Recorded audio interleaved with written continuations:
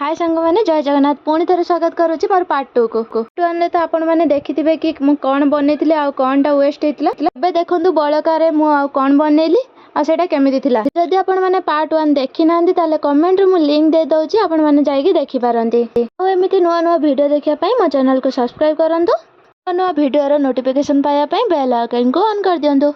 पळिथिबा अटा को एटी मु भले से बेली नेची किंतु सेही रोटी ठु ए रोटी टिके मोटा रहइबो ताको भले से मु ए भलिया साइज रे लंबा लंबा करी काटि देची। आपण माने जो भलिया शेप दबा पई चाहउचंदी देई परिबे।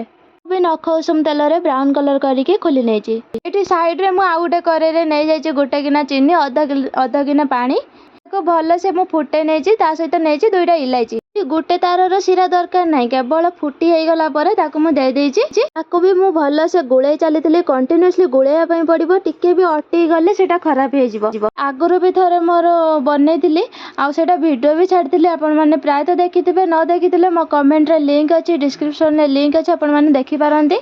एठी देखि पारते मु कंटीन्यूअसली गुळे चलची टिके समय भी छाडिले सेटा खराब हे जिवो। देखि पारुथिबे चीनी छाड़िबा स्टार्ट हे गलानी।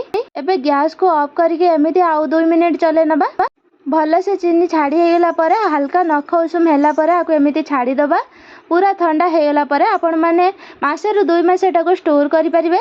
आजि रो रेसिपी आपण मो केमिति लागिला पार्ट 1 पार्ट 2 देखिबे कमेंट करंतु सब्सक्राइब करंतु।